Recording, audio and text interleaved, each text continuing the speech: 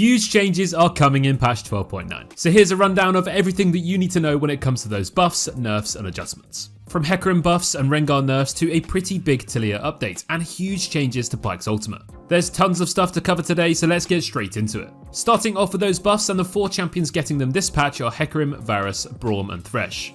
Hecarim has fallen off the face of the earth since his nerfs a few patches ago, and it's not surprising to see a little bit of love coming his way. Hecarim's Q bonus AD ratio is being buffed by 5% and his W cooldown is being reduced by 4 seconds. These changes will make a bit of a difference, but don't expect Hecarim to be as crazy broken as he was for such a large part of this season. Varus has just been invisible recently, so it's great to see him getting some buffs. Varus' passive attack speed is being buffed when used on both minions and champions, as well as his W on hit damage, so it seems like Riot would like to see the major return of the more traditional on-hit attack speed Varus build. These buffs should definitely encourage more people to give it a go, but don't expect him to be super OP all of a sudden.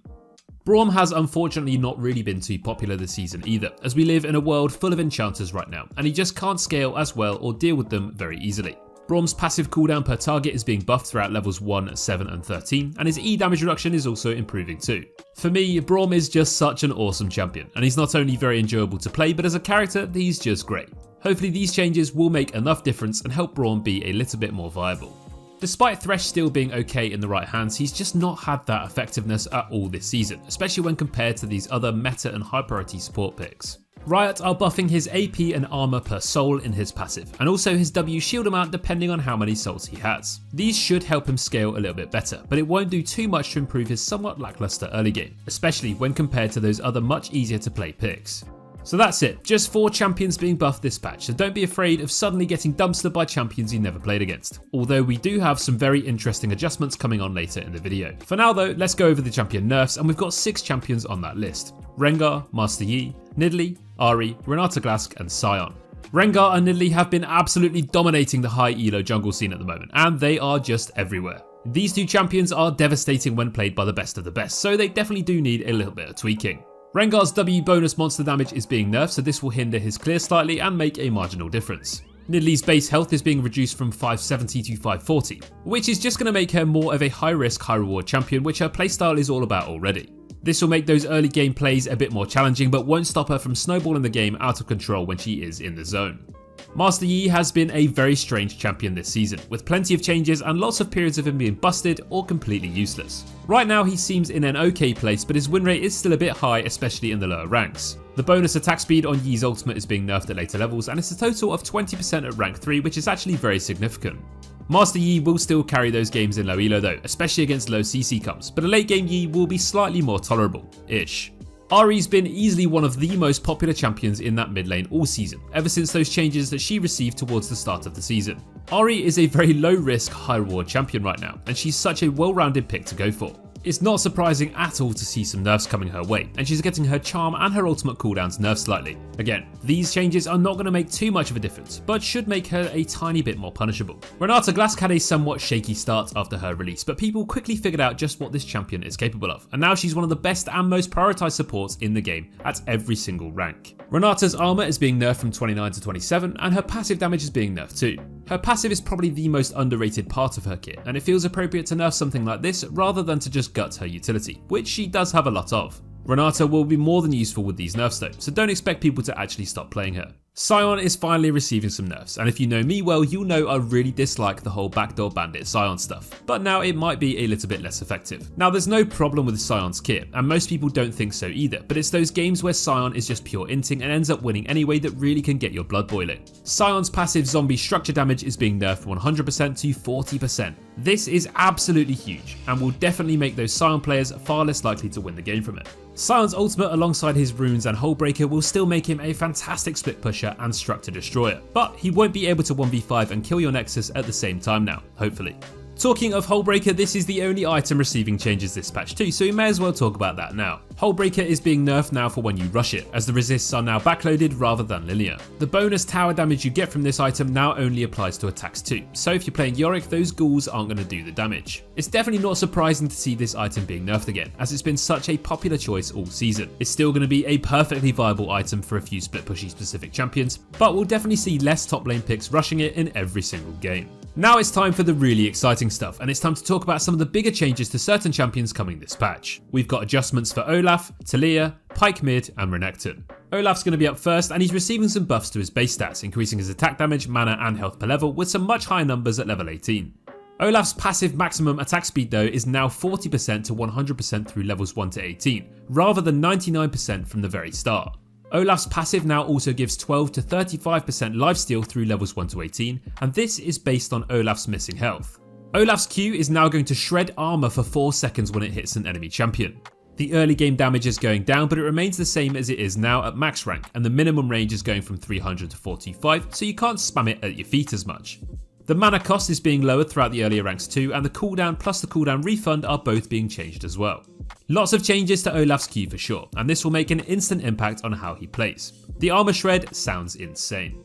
Olaf's W has been completely reworked. Using it now resets Olaf's basic attack, which is always nice, and champions with auto attack resets often love those sheen items. So could we see Trinity Force Olaf? Olaf now gains a shield for a number plus 25% of Olaf's missing health for 2.5 seconds, which is a huge new feature for this champion. Olaf the Berserker with a shield.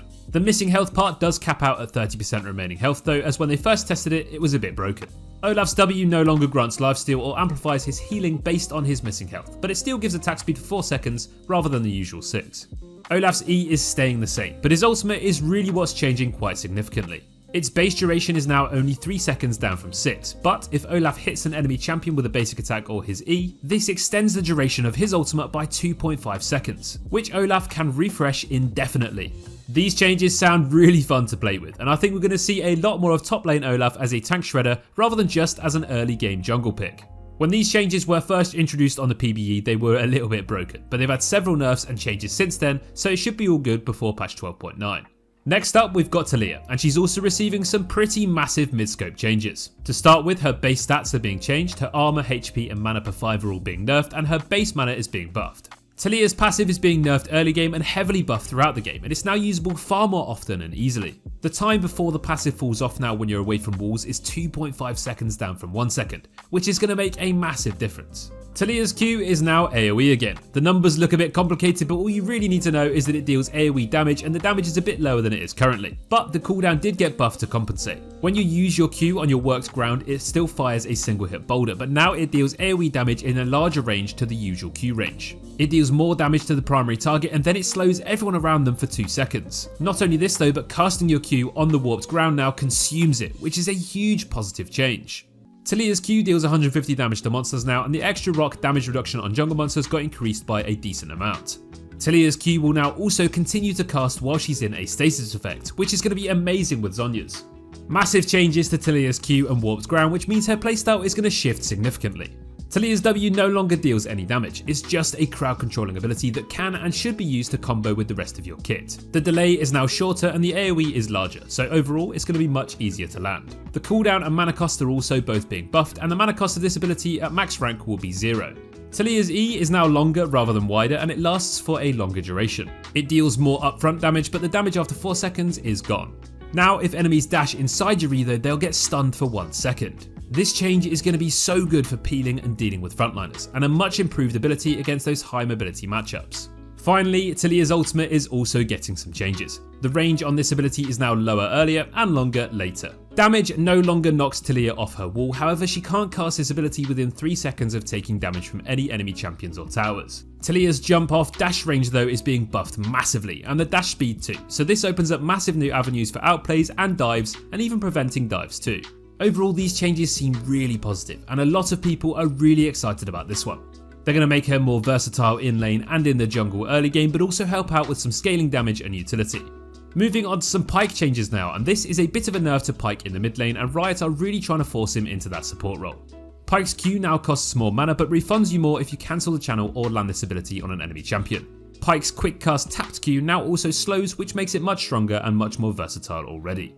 So Pyke's ultimate no longer gives Pyke the bonus gold from your cut if he kills an enemy target on his own. Currently you get the gold from the kill and the gold from your cut, which means he snowballs a bit too much in the mid lane.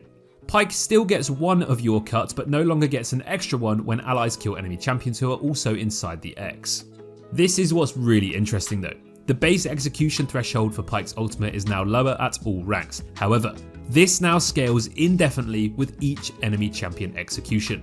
Pyke has always been known as a champion that can completely destroy his opponents in the early to mid game, but he does fall off as the champions against him scale up and deal with him easier through itemization and grouping. These changes are without a doubt going to help him out with that indefinitely scaling ultimate and make him more viable in those later stages of the game. These changes are for sure aimed at making Pyke a support and bringing him away from that mid lane, but I'm sure people will find a way to continue to make that work. Finally, the last thing to cover in this video is the last champion receiving adjustments, which is Renekton.